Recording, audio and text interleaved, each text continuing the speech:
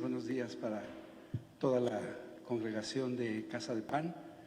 Es un gusto enorme, hermanos, poder estar aquí con ustedes. Yo le doy gracias a Dios, gracias a los pastores, a José Luis, a Alma, que me invitaron a compartir esta palabra, hermanos. Y es de verdad un gran gusto poder compartir con ustedes la palabra del Señor. Es la primera vez que yo ocupo este lugar y la verdad es que es un privilegio, hermanos. Es un privilegio poder compartir la palabra, poder dirigirme al pueblo en un momento especial como es el día de hoy, en donde la iglesia está cumpliendo 18 años de funcionar como iglesia, como comunidad de fe, de seguir no una ocurrencia, no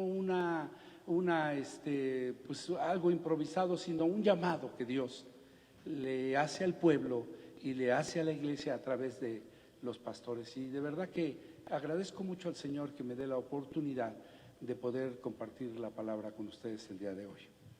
Así que si quieren pueden sentarse un momentito, hermanos, pueden sentarse un momentito.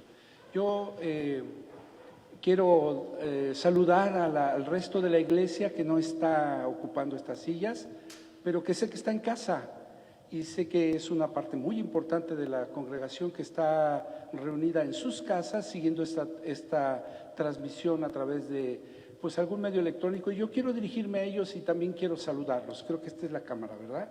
Pues hermanos, que Dios los bendiga.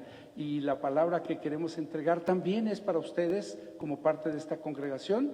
Y quiero saludarlos a todos, hermanos, y que ustedes reciban un saludo de una iglesia hermana de esta casa, que es la iglesia de Diaf en Ecatepec, Dios integrando a la familia. Y la verdad, hermanos, es que es un enorme placer, hermanos, poder estar aquí con ustedes. Hoy voy a compartir una palabra, hermanos, y le he puesto un título a esto. Fíjese que en el seminario teológico nos enseñaron que normalmente los títulos no deben de ser preguntas. Dicen que el título debe ser corto, ¿verdad? Corto, directo y no una pregunta. Y le estuve dando muchas vueltas a encontrar un título corto y no pregunta y no lo encontré. Así que mi título tiene una pregunta. Es una pregunta. Y es una pregunta que ha estado sonando en mi mente. Y yo estoy seguro que en la mente de muchos ministros, de muchos pastores, de muchos líderes de ministerio, en una época como esta, hermanos. Y esta pregunta que retumba en nosotros es: ¿cómo vivir? ¿Cómo vivir? ¿Cuál es el recurso que tenemos para vivir en tiempos difíciles? ¿Cuál es el recurso que tiene la iglesia? La que está aquí sentada y la que está en casa, la que está en Ecatepec, la que está en Toluca, en Lerdo, en Ciudad Mendoza. ¿Cuál es el recurso, hermanos, que tiene la iglesia para poder vivir y enfrentar tiempos peligrosos? Y es una pregunta interesante. El apóstol Pablo, hermanos, el apóstol Pablo tuvo una revelación profética. Y el apóstol Pablo le dijo a Timoteo, a su hijo Timoteo, su hijo en la fe, Timoteo, le dijo: has de saber que vienen tiempos peligrosos, tiempos difíciles, tiempos de tribulación, tiempos de dificultad. Y en esa carta que le escribe a Timoteo le narra de una manera, con una revelación profética de los tiempos que habían de venir, tiempos difíciles y peligrosos, donde el mundo enfrentaría una hostilidad, una oposición, una dificultad, hermanos, no sencilla de manejar y de vivir. Y bueno, pues el apóstol, en esa revelación que el Señor le da para Pablo, nos advierte, hermanos, nos advierte que la iglesia, tal como lo comentó el pastor José Luis, ha de enfrentar estos tiempos. Los huracanes tienen que venir y las tempestades tienen que estar presentes y las dificultades no las buscamos, pero solas llegan. Y la iglesia debe tener un recurso para enfrentar eso. Fíjese usted que llevamos casi 10 meses sufriendo los efectos de una pandemia, hermanos, de un virus, el virus SARS-CoV-2, que es causante del COVID-19, hermanos. Y han sido casi 10 meses muy difíciles, hermanos. En estos meses hemos sufrido pérdidas Hemos sufrido pérdidas de diversas categorías, hermanos, de diversas categorías. Hemos perdido diferentes cosas, comenzando por la movilidad, hermanos, comenzando por esa oportunidad de reunirnos libremente para celebrar el culto al Señor. Por eso la mitad de la iglesia, o quizás un porcentaje importante de la iglesia, no está en este lugar, porque hemos perdido esa oportunidad de tener reuniones para celebrar al Señor, o reuniones familiares, o celebraciones especiales, hermanos. Todo tipo de eventos, deportivos, conciertos, congresos. Nosotros somos iglesia de congresos y cada año por lo menos teníamos 3 congresos o 4 congresos. Eso se ha perdido, eso se ha puesto en pausa y no puede ser.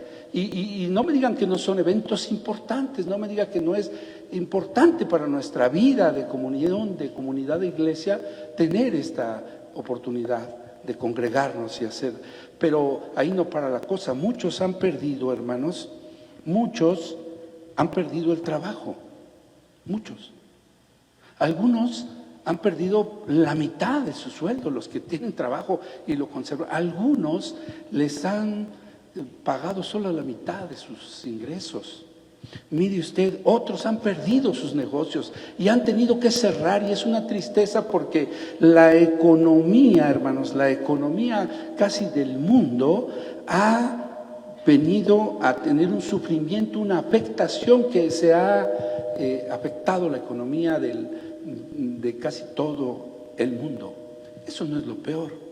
Algunos se han enfermado, porque cuando uno dice no nos podemos reunir, la presión económica está llegando, pero eso no es tan grave. Lo más grave es que algunos se han enfermado, y con enfermedades de diferentes importancias, vamos a decir, ¿no? Hay algunos que han tenido afecciones leves por esta pandemia, pero hay otros que han estado gravemente enfermos. Hay algunos que están padeciendo enfermedades que tienen que ver con las emociones, están experimentando ansiedad, insomnio, no pueden dormir. Hay gente que tiene una preocupación recalcitrante en su vida. Hay gente, hermanos, hay personas que tienen una angustia, una incertidumbre y están teniendo una opresión, una dificultad emocional porque hay un signo de interrogación que rodea muchas de las vidas, y esto afecta, esto genera un estrés. El estrés genera un montón de otras enfermedades físicas. Y algunos son padecimientos leves, pero en otros no lo son tanto, hermanos. Y lo peor, algunos hemos perdido a un ser querido, a un ser muy cercano, alguien que se ha ido en este tiempo de manera inesperada, de manera que no estábamos preparados para ello, de manera que sorprendió a la iglesia y sorprendió a la familia y sorprendió a todo el mundo el ver que gente muy cercana a nosotros, muy querida por nosotros, en estos tiempos de dificultad se han ido de una manera imprevista y rapidísima y nos han dejado en shock. ¿O no es cierto? Tiempos difíciles, hermanos, tiempos difíciles. El confinamiento ha generado una presión adicional hasta en los chicos, hasta en los jovencitos, en los niños que estudian, los estudiantes de la primaria, de la educación media o de la superior incluso. Esta nueva forma de hacer escuela, hermanos, el hecho de que no salgan a su vida cotidiana que estaba tan marcada, de salir de casa, ir a la escuela, ver a los amigos y regresar a casa a continuar, esto ha cambiado, y todo este confinamiento ha provocado, hermanos, un enorme caos en la sociedad, en el mundo y en la iglesia, porque la iglesia está metida en todo esto. Por eso no está la mitad de la iglesia hoy aquí. Por eso la iglesia de Ecatepec, en Diab, tiene 10 meses de que no nos podemos reunir y están a la pantalla de estos dispositivos escuchando la palabra, porque la cosa cambió, hermanos. Y de ahí surge la pregunta que yo les decía. Es una pregunta hermenéutica, es una pregunta que necesita tener una contextualización. Y la pregunta, la repito, ¿cuál es el recurso, hermanos? ¿Cuál es el recurso que tiene la iglesia para enfrentar tiempos difíciles. ¿Cómo vamos a enfrentar esto? ¿Qué sigue en los meses que vienen y en los años que vienen? Y como cuerpo de Cristo, ¿qué es lo que estamos esperando que suceda? ¿O cómo vamos a participar? ¿Y cuál es ese recurso? Mire, estos son tiempos difíciles de tribulaciones, como decía el pastor, son tiempos de tribulaciones, tiempos de caos. Y mire que los teólogos, Almita sabe de eso, los teólogos definen un tiempo de caos. Una de las características de los tiempos de caos es que el hombre, en un tiempo de caos, el hombre no puede hacer nada. No tiene un solo recurso. Todos sus recursos, todas sus capacidades, todas sus argumentos son insuficientes en un tiempo de caos. La Escritura nos revela, hermanos, la Escritura nos revela que es la intervención de Dios. La Escritura nos revela que la única intervención de Dios es lo que puede poner orden en medio del desorden. Es Dios el que puede dar esperanza, dar seguridad, dar certeza a la gente de encontrar una solución definitiva a un tiempo de caos. Y es precisamente la Escritura, hermanos, a donde vamos a encontrar la respuesta a esta pregunta. Es en la Escritura donde usted puede encontrar la respuesta a esta pregunta hermenéutica. ¿Cómo voy a enfrentar esto que estoy viviendo? ¿Cuál es el recurso que Dios me ha dado? Y la Escritura nos da respuesta. Yo quiero invitarlo, hermano, a que vaya conmigo a la Escritura. Vamos a basarnos, ¿sabe? La respuesta que la Escritura nos ha enseñado, que es el recurso al cual usted y yo puede aferrarse. En la pasividad de su descanso, revíselos, reléalos, llénese de eso, porque ahí es donde encontramos la respuesta. Vaya conmigo al libro de los Romanos. Vamos a estar viendo varios textos del libro de los Romanos y nos vamos a basar en el capítulo 5, hermanos. Capítulo 5 del libro de los Romanos. Si ya está usted ahí, vamos a estacionarnos primeramente en el versículo número 5, vamos a leer otros dos y después vamos a buscar Romanos 8 porque vienen de la mano, están ligados, están en el mismo contexto temático, hermanos. Entonces, vamos a Romanos 5 y después vamos a seguir transitando en la Escritura. Si ya los tiene usted ahí, Romanos 5:5 dice así. ¿Ya está usted ahí? ¿Lo podemos poner aquí? Romanos 5:5. Ustedes me avisan.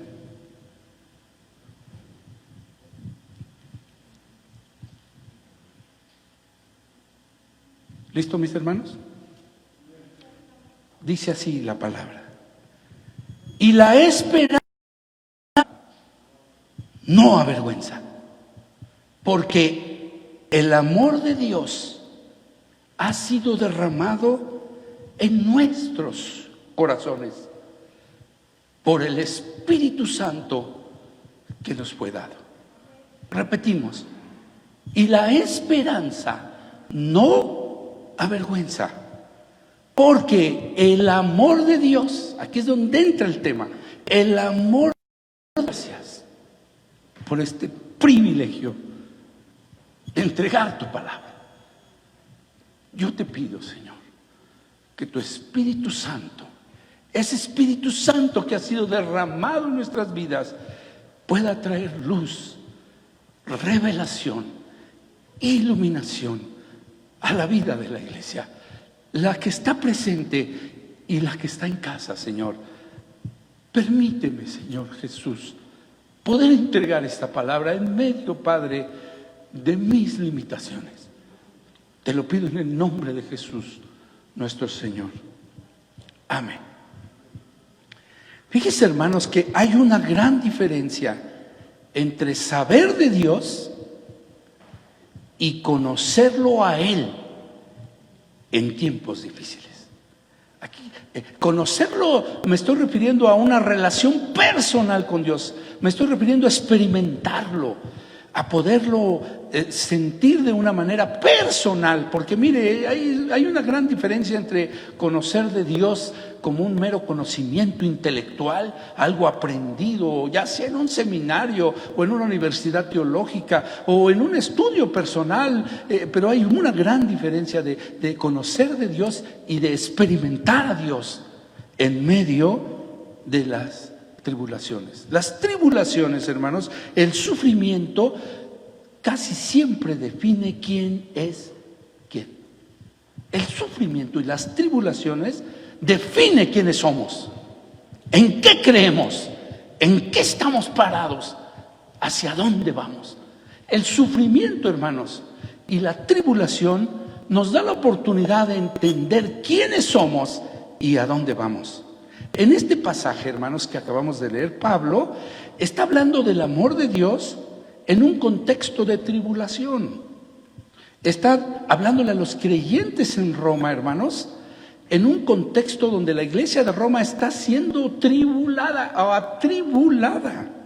Y mire, la palabra que se usa aquí es una palabra griega que se llama tilixis. Tilixis, tribulación, presión, dificultad, problemas terribles. Ese es el contexto. Mire, vaya conmigo a Romanos 5:3. Dice el apóstol, y no solo esto, sino que también nos gloriamos en las tribulaciones, sabiendo que la tribulación produce paciencia, y la paciencia prueba, y la prueba esperanza, hermanos. Ese es el contexto. El apóstol está diciendo, no solo esto, porque nos gloriamos en las tribulaciones, sabiendo que esto produce en nosotros paciencia y produce prueba y produce esperanza. ¿Y qué dice el verso 5 que leímos? Y la esperanza no avergüenza. Nuestra esperanza no es vana, nuestra esperanza no es ilusa, nuestra esperanza no es tonta, nuestra esperanza no es ficticia. La esperanza que tenemos el día de hoy en Dios, hermanos, no nos dejará avergonzados, porque eso dice la palabra. Amén. Amén.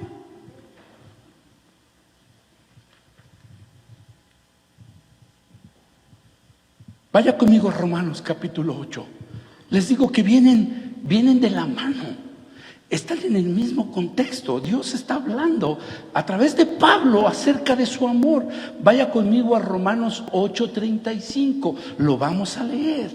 Romanos 8:35. El apóstol Pablo, hablando del amor de Dios, hablando de esto, de lo que hoy estamos meditando, hermanos, pregunta: ¿quién nos la persecución, el hambre, la desnudez o el peligro de espada? El apóstol se pregunta y después dice, como está escrito, por causa de ti somos muertos todo el tiempo, somos contados como ovejas de matadero.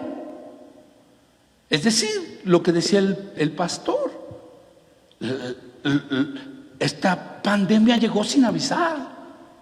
No hubo votos, no hubo simpatías.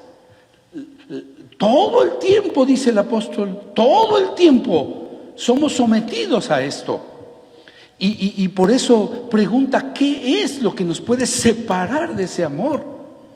Pero el versículo 37 dice, antes, en todas estas cosas, somos más que vencedores por medio de aquel que nos amó. Es el amor de Dios, hermanos, el que nos va a dar la victoria, el que nos va a dar la capacidad de vencer este tiempo y los que vengan y las circunstancias que vengan.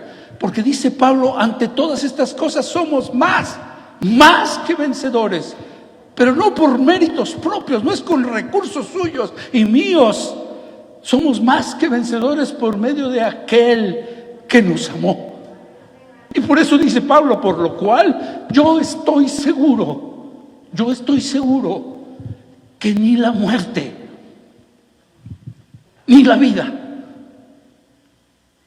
ni ángeles, ni principados, ni potestades, ni lo presente, ni lo porvenir, ni lo alto, ni lo profundo, ni ninguna otra cosa creada nos podrá separar del amor de Dios en Cristo Jesús, que es el Señor nuestro.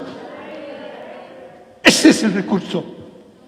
Y Pablo dice, yo estoy seguro, hermanos, que ni la muerte, y conste que dijimos que hay gente muy querida nuestra que se fue.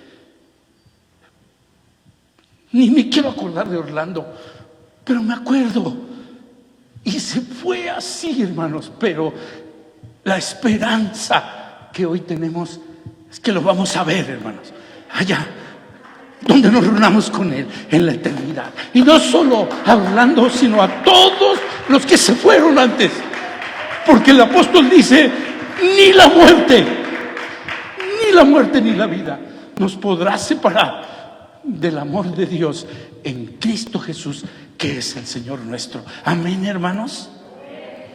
Por eso hay que entender, amor, hay que entender, mis hermanos, mis hermanas, a los que me están oyendo en casa, hay que entender que el amor de Dios no es un tema de romanticismo. El amor de Dios no es un tema de sentimentalismo humano, hermanos. Es un tema muy importante. Habla de la naturaleza de Dios, hermanos, comprometida con el pueblo, comprometida con la iglesia. Es uno de los atributos de Dios que no tiene sombra de variación, que no tiene cambio, que permanece inmutable desde el principio de la creación y hasta el fin de nuestros días. El amor de Dios permanece y es el recurso que Dios nos ha dado para poder enfrentar tiempos de tribulación y de tilixis, hermanos, tilixis. Tribulaciones, presiones, problemas, sufrimientos. Es el amor de Dios el que nos va a poder capacitar para enfrentar un mundo malo. Sí, un mundo malo, un mundo decaído, un mundo hostil, hermanos. Un mundo, hermanos, un universo que va para atrás, corrupto, hermanos. Un mundo caduco que va camino a su extensión. Tenemos que, hermanos, fortalecernos en su amor para poder enfrentar la dificultad de este mundo donde la violencia, donde la inseguridad, la maldad, hermanos, están tratando y presionando a la creación misma de Dios. No me diga usted que el agotamiento de los recursos naturales, no me diga usted que el calentamiento global del planeta, no me diga usted, hermanos, que todos esos fenómenos naturales catastróficos no son el resultado de un mundo que ha sido sometido a una presión por el príncipe de este mundo. Pero nosotros tenemos una esperanza, y la esperanza no avergüenza, hermanos. Por eso el apóstol Pablo allá en la carta de los Corintios, en la segunda carta de Corintios, capítulo 4,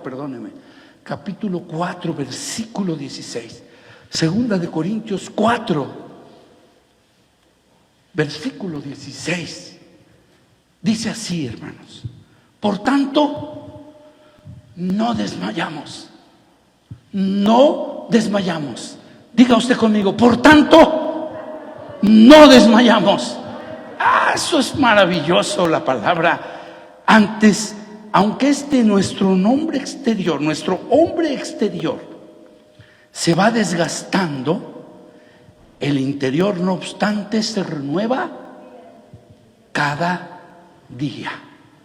No desmayamos, porque sí estamos en medio de la pandemia, usted y yo.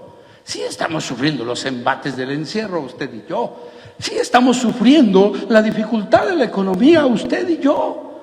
Y a lo mejor abre usted la despensa y no tiene el surtimiento que antes tenía. Y abre el refrigerador y tal vez no está igual. y los recursos han cambiado, pero aunque este hombre exterior que trabaja todos los días, que lucha todos los días, que vive todos los días en medio de esta dificultad, se va desgastando, el hombre interior, hermanos, el hombre interior, ese el que Dios se ocupa, dice que se va renovando cada día. Y dice el verso 17, porque esta leve tribulación, como dice, momentánea, no va a durar para siempre. No va a durar para siempre esto, hermanos. Esto se va a terminar. Amén, hermanos, se va a terminar. Y vamos a ver este local insuficiente de la gente que va a venir aquí a adorar al Señor y a darle gracias a Dios, a saber que pasamos este tiempo de dificultad, este tiempo de tilexis, sostenidos en una cosa, el amor de Dios que no cambia y que no muta. Amén, hermanos. Es muy importante, hermanos, que usted y yo podamos descansar en estos. Todos nosotros hemos experimentado este embate, hermanos, de la circunstancia. Todos nosotros vivimos esta nueva realidad y entendemos que podemos ser tocados por el mal. Entendemos, hermanos, que aunque no lo propiciamos, sufrimos las consecuencias de un mundo caduco y un mundo corrupto. Sufrimos las consecuencias, hermanos, del desequilibrio que ha causado esta pandemia en todo el mundo. El mundo ha sido afectado y algunos han perecido, hermanos, porque el mal ha llegado a tocar la puerta de sus casas, ha llegado a tocar la puerta de nuestras vidas, de nuestros empleos, ha llegado a tocar la puerta de nuestras economías y de tantas cosas, hermanos. Pero ¿qué dice la Escritura, hermanos? Vaya conmigo a Romanos 8:18. ¿Qué dice la Escritura? Que aún este mundo caduco, hermanos, que aún este mundo en dificultad, aún esta situación tan complicada que estamos viviendo, tiene una solución en Dios, hermanos. Aún la naturaleza de Dios, hermanos, aún Dios va a actuar sobre este universo y sobre este mundo en decadencia que va camino a su autodestrucción y a su extinción. Pero dice Romanos 8:18, pues tengo por cierto que las aflicciones del tiempo presente no son comparables, hermanos, con la gloria venidera que en nosotros ha de manifestarse en un tiempo. Porque el anhelo ardiente de la creación es aguardar la manifestación de los hijos de Dios. La creación misma tiene que ver en Dios, hermanos, la solución a todo lo que hoy existe, no solo en México, sino en todo el mundo, no solo en Tlalnepantla, sino en todo el Estado de México, y no solo en la gente que despacha ahorita en algunos lugares, sino la que estamos reunidos aquí. La solución tiene que venir de Dios, porque dice aquí, hermanos, porque la creación fue sujeta a vanidad. No por su propia voluntad, vuelvo a repetir, dice el apóstol, sino por causa del que la sujetó en esperanza. Porque también la creación misma será libertada de la esclavitud, de la corrupción, a la libertad gloriosa de los hijos de Dios. Esperamos tiempos mejores, hermanos. Esperamos tiempos mejores. Estamos esperando tiempos mejores. Y nuestra esperanza no avergüenza, porque dice la Escritura que el amor de Dios ha sido derramado en nuestras vidas por su Espíritu Santo. Ciertamente, hermanos, el mal puede tocarnos y nos ha tocado, hermanos. Dice el versículo 22 del 8, porque sabemos que toda la creación gime a una y aún está con dolores de partos. ¿Hasta cuándo?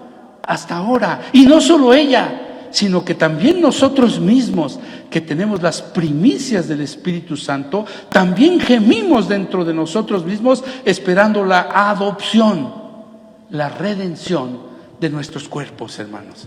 Nosotros estamos metidos en todo este caos y el mal, hermanos, puede venir a visitar nuestra vida y tocar nuestra vida de una manera imprevista, inesperada, espontánea, Nadie esperaba lo que pasó con Daniel Cruz. Nadie. Yo estuve con Daniel Cruz unos días antes. Mire, también falleció Roberto Soriano, un querido hermano de Diab, pero él tenía un padecimiento. Estuvimos algunos días platicando con él, viendo cómo menguaba su salud, cómo se apagaba su salud, pero no su espíritu, porque unos 2 días antes de que él partiera a la presencia del Señor, pude estar ahí al pie de su cama y preguntarle: Robert, ¿cómo te sientes? Y me dijo: Paz, estoy listo para ver a mi padre. Y ya me voy. Y estoy contento, papá. Pero con Daniel no fue así. Yo estuve una semana antes en casa de Daniel Cruz. Y en casa de Daniel Cruz tomamos café y platicamos y hablábamos de que hay que echarle ganas a esta pandemia. Y platicamos con él y tomamos café y todo estuvo padre, pero pues a los 2 días un mensajito en el teléfono: Daniel está teniendo síntomas. Al día siguiente Daniel se está complicando. Al día siguiente Daniel está muy grave. Y Daniel se fue y nos deja en shock. ¿Cómo? Y uno le puede preguntar a Dios por el pastor Abraham, ¿no? No sé cuántos conocieron al pastor Abraham Guarneros. Un chavo dinámico, un chavo apasionado, loco por Dios, hermanos, loco por Dios. Una vida dedicada a Dios. Mire, cuando Abraham tenía más o menos unos 12 años, yo tendría unos 18 años, 17 años. Me iba yo con Abraham, con el pastor Abraham. Nos íbamos caminando por toda la avenida 16 de septiembre y luego México-Tacuba hasta el Zócalo, y nos íbamos repartiendo folletos. Traía yo un morralito aquí cargado con 1000 folletos, hermanos, dándole a la gente, a los comercios. Íbamos caminando, íbamos cargando un tamborcito, un megáfono. Llegábamos a la Alameda. Abraham tenía unos 12 años. Había una fuente ahí, un escaloncito. Abraham tocaba el tamborcito, yo usaba el megáfono y le dábamos la palabra a la gente. Unos nos tiraban de locos y hermanos, se nos acababan 1000 folletos. Nos teníamos que regresar en la tarde caminando, no había para el pasaje, veníamos caminando y regresábamos caminando toda la México-Tacuba. Llegábamos bien cansados hasta Naucalpan, ahí vivíamos. Y la pastora, su mamá, la pastora Susi, nos daba una torta de cajeta, hermanos. Un cafecito con leche. Maravilla, qué hermoso era ese tiempo. Este chamaco loco tocaba su tamborcito y yo hablaba la palabra. Y un hombre que tenía la pasión por Dios ejemplar. Y de repente, hermanos, se va. Yo le decía a Dios: Señor, esta pregunta, ¿cuál es el recurso?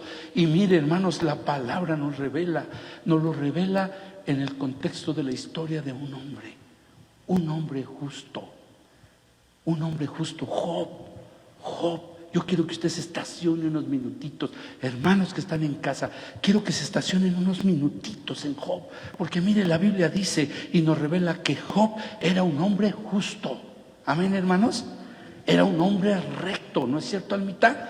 Job, hermanos, amaba a Dios, amaba a su familia, hermanos, procuraba a su prójimo, honraba a Dios en todo. Si usted busca el libro de Job en el capítulo 19, describe quién es Job, y dice la Escritura que Job era un auxilio a la gente, era la vista para los ciegos. Dice la Biblia que Job era los pies para los cojos y la mano para los mancos, y que su mano estaba extendida al necesitado, y que su mano estaba presta al confundido, y que sus arcas de sus bienes estaban para todo el que tenía hambre. Y describe quién era Job. Y Job era un hombre, hermanos, en Dios, un hombre como el que Dios quiere. Pero dice la Escritura que un día las tribulaciones tocaron a la puerta de la casa de Job.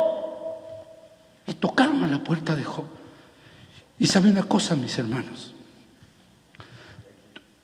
tocaron a la puerta de la casa de Job, mis hermanos.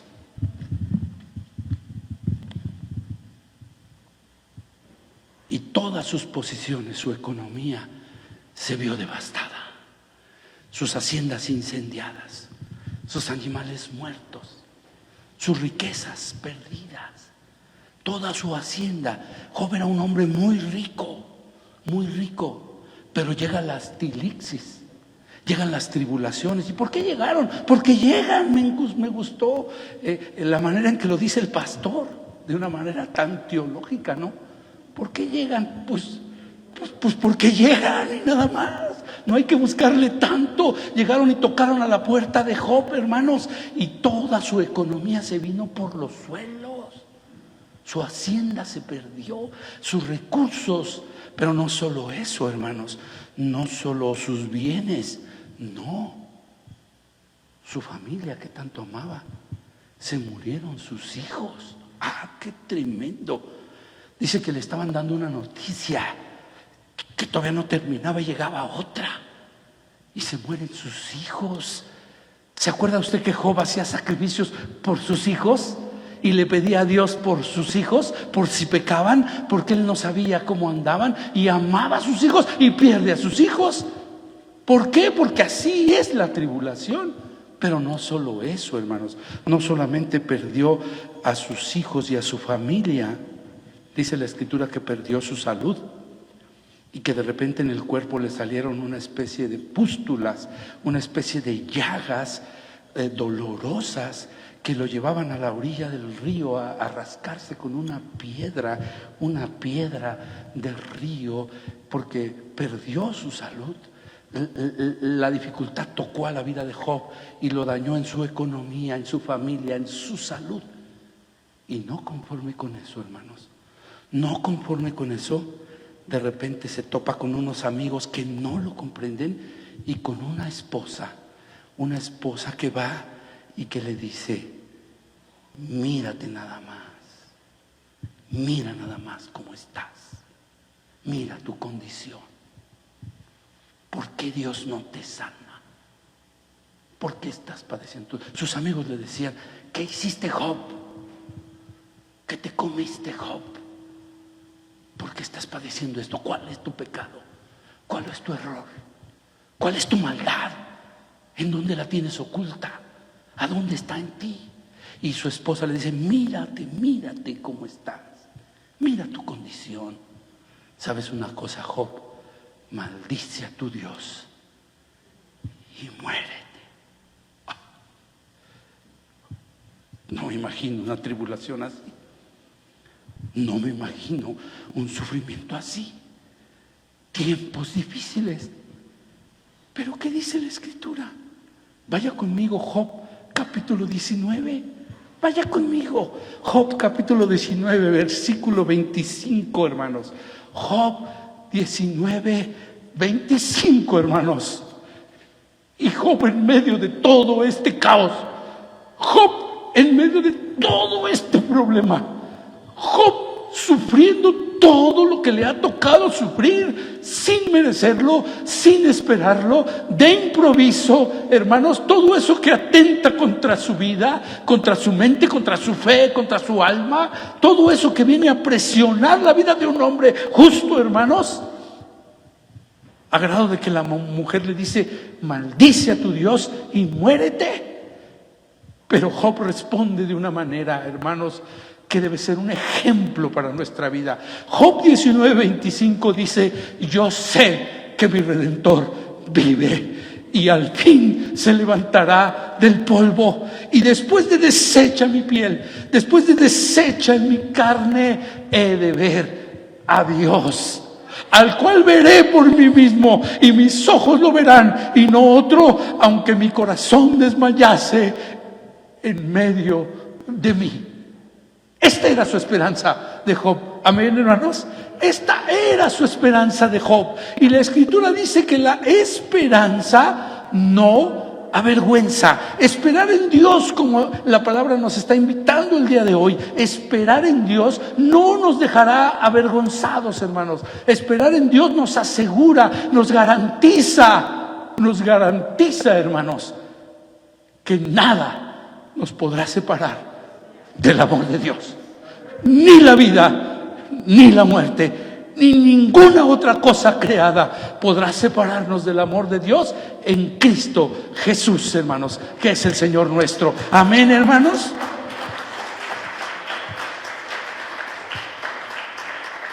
Vaya conmigo al Salmo 22, versículo 4. Está hablando David. Salmos 22, 4, hermanos. ¿Qué dice la Escritura? En ti esperaron nuestros padres. Esperaron y tú los libraste. Clamaron a ti y fueron librados. Confiaron en ti y no fueron avergonzados. Porque la esperanza no avergüenza, hermanos. Amén. Esperaron en ti y no fueron avergonzados. Si se va conmigo al Salmo 25:1, dice: a ti, oh Jehová, a ti, oh Dios, levantaré mi alma. Dios mío, en ti confío. ¿Y qué dice? No sea yo avergonzado y no se alegren de mí mis enemigos. Ni mis amigos tampoco, ni mi esposa, ni nadie, ¿no? No sea yo avergonzado. ¿Por qué? Porque la esperanza, hermanos, es lo que nos da el acceso a la vida eterna. Dios, hermanos, cuando decidió amarnos, cuando tomó la determinación de amar nuestras vidas, nos entregó un amor que no tiene sombra de variación, que no tiene mutación, que no cambia, un amor que permanece y permanecerá siempre. Así que, amados hermanos, yo en esta mañana quiero decirles: siéntase amado. Usted es amado de Dios. Hermana, usted es amada de Dios. Hermana, Dios a usted la ama. Dios a mí me ama. Dios nos ama porque determinó amarnos. Determinó, hermanos, entregar su vida por nosotros. En el amor de Dios hay elección. Hay elección y hay inclusión. En el amor de Dios hay elección. Él nos eligió y hay inclusión. Él nos incluyó en sus planes. Por eso Romanos 5:8 dice: mas Dios muestra su amor. ¿Para quién? Siéntase amado, hermanos. Dios muestra su amor para con nosotros. Nos incluyó en ese amor. Porque siendo aún pecadores, no éramos como Job. No nos parecemos a Job. No somos ni la sombra de Job.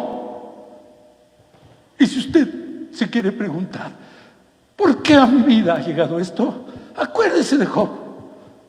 Pero no olvide que el amor de Dios nos incluyó en sus planes, aún sin ser como Job, aún siendo tan diferentes a Job. Dice el apóstol: Dios muestra su amor para con nosotros en que, siendo aún pecadores, Cristo murió por nosotros, hermanos. Esa es una verdad maravillosa, hermanos. Cristo murió a nuestro favor. Nos amó, hermanos. No porque fuéramos algo bueno, todo lo contrario, hermanos. No éramos buenos, pero Él nos amó. Y quiso entregarse por nosotros. Quiso darnos esta esperanza que no avergüenza de vida, hermanos. Estamos incluidos en su amor. Somos familia de Cristo. Somos familia con el Padre, con el Hijo, con el Espíritu Santo. Somos familia con Él, hermanos. Somos familia con Él. Mire, el pastor Láscari, que algunos de ustedes lo conocieron, decía: los sentimientos nos abandonan. Los sentimientos nos abandonan, cambian y se van. Pero la fe nos compromete. Amén, hermanos. La esperanza en Dios nos compromete a tener una vida, hermanos, en donde podemos estar seguros. No se trata, hermanos, de sentir, se trata de creer. No se trata de sentir, se trata de creer, de tener la seguridad. Hay gente que dice: yo siento que Dios ya no me escucha. Yo siento que Dios ya me ha abandonado. ¿Por qué no oras? Es que no siento orar. Tenía yo un chavo, es que no siento nada, pastor. Te voy a dar unos zapes a ver si sientes algo. Te voy a dar unos guamazos a ver si algo sientes, chamaco. No se trata de sentir, se trata de creer que Dios nos ama y que Dios nos seguirá amando siempre y que Él no nos va a abandonar aún en medio de las tilixis por las que estamos pasando, hermanos. Es el amor de Dios el que nos va a sacar adelante y nos va a hacer más que vencedores ante todas estas cosas en Cristo Jesús, que es el Señor nuestro, hermanos. Amén, amén y amén. Así es. No hay otra forma, hermano. Vayan conmigo a Romanos 8:16. Romanos 8:16, hermanos. Dice la Escritura: y el mismo Espíritu, mire qué interesante, el mismo Espíritu da testimonio a nuestro espíritu de que somos hijos de Dios. El Espíritu Santo de Dios le da testimonio a nuestro espíritu de que somos hijos de Dios. Y mire, hermanos, aquí el apóstol utiliza una palabra griega muy, muy especial. Aquí la palabra que usa para hijos de Dios utiliza una palabra griega que es teknon. Teknon. Mire, en griego hay varias palabras que se usan para la paternidad, varias. Pero esta palabra, teknon, es una palabra muy especial, porque teknon es un niño pequeño, es un bebé, es alguien indefenso, es alguien muy necesitado, es alguien que no tiene grandes capacidades. Es alguien que no tiene grandes conocimientos. Es alguien que no se puede valer por sus recursos propios. Es alguien que no puede ser autosuficiente. Es alguien que necesita el amor del Padre para poder salir adelante. Ese es teknon. Y dice la Escritura que el Espíritu de Dios le da testimonio a nuestro espíritu que somos esos hijos necesitados, esos hijos indefensos, esos hijos dolientes, esos hijos desvalidos, esos que no pueden solos. Pero Él le da testimonio a nuestro espíritu de que el mejor lugar, hermanos, el mejor lugar que puede haber para nuestras vidas es cuando estamos en sus brazos, disfrutando de su seguridad, disfrutando de su amor, disfrutando de su protección. Y aunque la tierra tiemble, Dios nos ha de sacar victoriosos porque nos ama y nos ama, hermanos, y nos va a amar toda la vida. Dios está de nuestra parte, hermanos. Dios está de nuestra parte contra toda fuerza hostil de este tiempo y de los que pudieran venir. No se espante si la cosa empeora, si la segunda oleada es más grave, si nos encierran por más tiempo, si nos impiden venir a un lugar como este, si la economía se derrumba, si alguno de la familia parte con el Señor, si usted se enferma y se va, si usted pierde su hacienda y pierde sus cosas y pierde todo, solo no debe perder una cosa: su esperanza y su fe de que va a estar con el Señor y de que el Señor, hermanos, como decía Job, lo levantará de los muertos. Amén, hermanos, para ver una resurrección gloriosa, hermanos. El recurso que tiene la iglesia para un tiempo difícil como este es el amor de Dios. Es lo que nos permite enfrentar las fuerzas hostiles del diablo, hermanos, de la naturaleza caída, de la naturaleza carnal, que esa es la nuestra, de la muerte misma, hermanos. Nada nos va a separar del amor de Dios nada ni nadie, ni lo alto, ni lo bajo, ni lo profundo, ni ninguna otra cosa creada nos podrá arrebatar de su mano. Amén, hermanos. Yo quiero que usted se quede con esto a manera de conclusión, hermanos. A manera de conclusión. Hay 3 escenarios para nuestras vidas en este tiempo. Primer escenario. Primer escenario. Me enfermo, me pongo muy grave, me muero por el SARS-CoV-2 y me voy al cielo con el Señor. ¿Perdí o gané? Gané. A todas luces gané. ¿Por qué, hermanos? Porque voy a estar con mi Señor. Segundo escenario.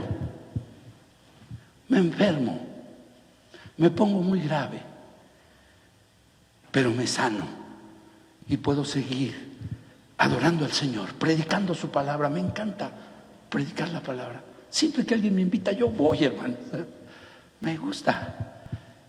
Y puedo seguir predicando la palabra. Me enfermo, pero me sano y puedo seguir predicando la palabra. ¿Perdí o gané? Gané. A todas luces gané. Tercer escenario. Viene una tercera oleada del COVID, más fuerte, más grave, pero no me enfermo. Puedo seguir predicando la palabra, viviendo mi vida, creyéndole a Dios, buscando su rostro. ¿Perdí o gané, mis hermanos? A todas luces, la palabra no se equivoca, porque dice que a los que creen en su nombre, a los que nos hemos acercado a Él, todas las cosas, diga conmigo, todas las cosas nos suceden para bien. Y como dice Pablo, ante todas estas cosas, ¿somos qué? Más que vencedores. ¿Por qué? Porque para nosotros el vivir es Cristo y el morir es ganancia. Amén, hermanos. Si usted está convencido de eso, si usted está creyendo esta palabra, aunque no la sienta, y sienta que Dios ya no lo escucha, y sienta usted que Dios como que está ocupado y no le está haciendo mucho caso, no se trata de sentir, se trata de creer. Y si usted le cree a Dios, póngase de pie y le vamos a dar gracias a Dios. Gracias a Dios por un tiempo como este. ¿Cuántos le dan gracias a Dios por un tiempo como este, hermanos? Un tiempo como este, en medio de la dificultad, de la tribulación y de la astilixis, lo único que puede traer a nuestra vida es victoria en Cristo Jesús. Amén, hermanos. Lo único que puede venir a nuestras vidas, sin importar las circunstancias, sin importar, hermanos, las dificultades, sin importar la economía, sin importar la enfermedad, sin importar, hermanos, todo el problema de un mundo caído, de una creación hostil, caótica, corrupta, sin importar todo eso, hermanos, lo único que puede venir a la iglesia en un día como hoy, que cumplen 18 años, un día como hoy que celebramos que se empezó aquí a glorificar el nombre del Señor hace 18 años, hermanos. Lo único que puede venir a nuestra vida, lo único que podemos esperar, chavo, es victoria. Es victoria. Es victoria, hermana. Ya no esté preocupada. Ya no esté pensando qué está pasando. Lo que está pasando es que Dios la está formando para hacerla más que vencedora ante todos estos problemas. Ya no se esté preocupando. Ya no esté usted diciendo qué vamos a hacer y cómo le vamos a hacer. Sepa usted, mi hermano, que usted es un tecnón, que Dios nos tiene aquí. ¿Por qué, hermano? ¿Porque somos muy buenos? No, porque nos ama. Porque nos ama. Porque nos ama. Porque el recurso que nos dio para superar esto es su amor, brother. Es su amor, que no tiene sombra de variación, que no cambia con el tiempo, que no cambia con las circunstancias, que nos coloca en una situación especial, como la niña de sus ojos, como lo más importante para Él, porque nos amó y nos ama, y nos ama, y nos ama. Esa es nuestra esperanza. Y la esperanza no avergüenza, hermanos, porque el amor de Dios ha sido derramado en nuestras vidas a través de su Espíritu Santo, hermanos, y nos va a hacer más que vencedores en estos tiempos difíciles, porque vienen tiempos mejores para la iglesia, para la vida, para la familia. Vienen tiempos mejores, porque Dios es fiel y nunca nos dejará y nunca nos abandonará. Así que yo quiero que usted ore al Señor. Yo quiero que usted le diga: papito, papito, aquí estoy, aquí está mi vida, y abrázame, papito, abrázame. Yo lo quiero escuchar. Vamos, vamos, iglesia, vamos. Lo quiero oír, lo quiero escuchar. Quiero que usted saque su ansiedad, saque su preocupación, saque todo lo que lo está perjudicando, sáquelo, sáquelo, la tristeza, la incertidumbre, la pena, sáquelo, sáquelo y llénese del amor de Dios en nuestras vidas, del amor de Dios, hermanos, que nos cubre de toda circunstancia. Oh, papá. Señor Jesús, basta, babasika la lanca, amartina la seaita, maquica, mastica, papá.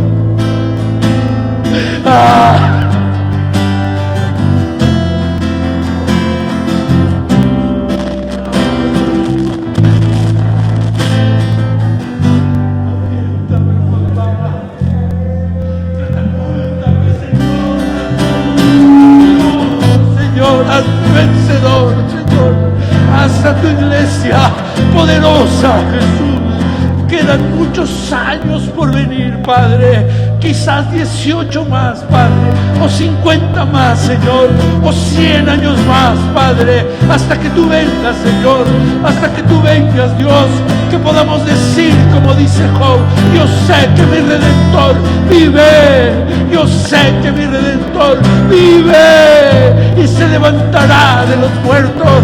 Y cuando mi carne, cuando mi piel esté destrozada, cuando no quede nada de mí, quedará un vestigio de mi Padre Celestial, de Dios como mi Padre, que soy su Hijo, soy su Hijo, soy tu Hijo, Padre, soy tu Hijo, Señor, soy tu Hijo, Señor, soy tu tecnón, Señor Jesús, soy tu tecnón, Señor.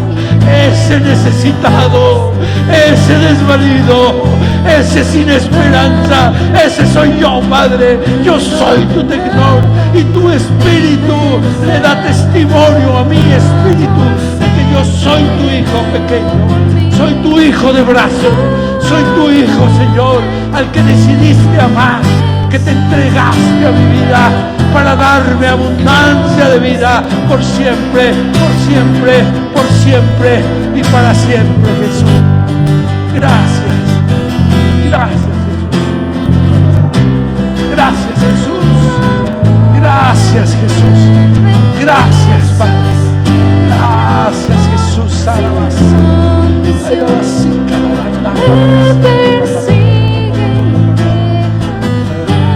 Tú eres el Dios de mi amor, Jesús.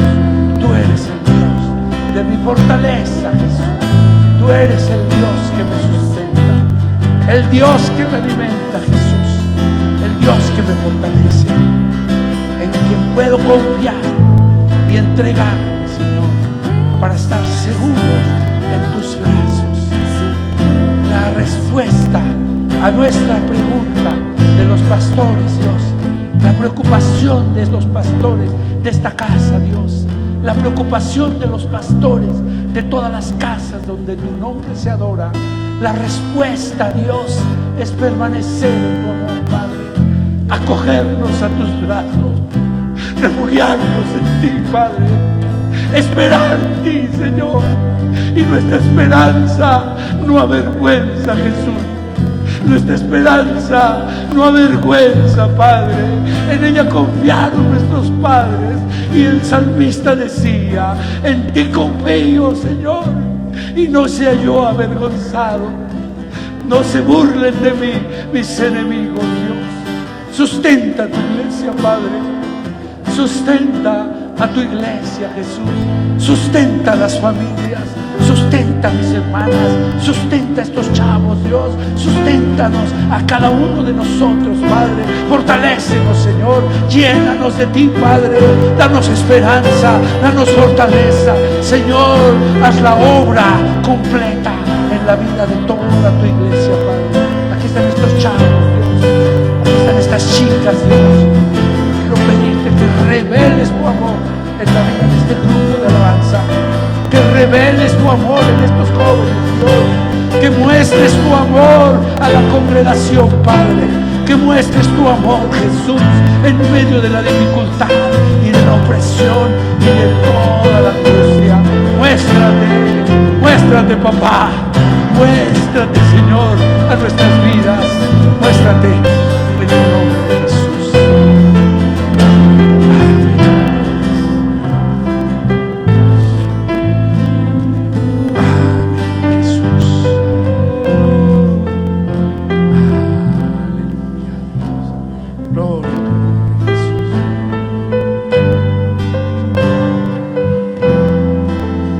Mis hermanos, muchas felicidades, hermanos, por estos 18 años.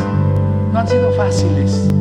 No, este trabajo es difícil, pero mire, Dios ha sido bueno. Hasta aquí nos ayudó Jehová. En estos 18 años nunca había habido un tiempo como este, hermano. Nunca. Y llegó, pero vienen tiempos mejores, hermano. No hay que desanimarnos. Vámonos a confiar en eso, porque Dios tiene para la iglesia, hermanos, tiempos mejores. Así que Dios los bendiga, hermanos. Les doy un fuerte abrazo.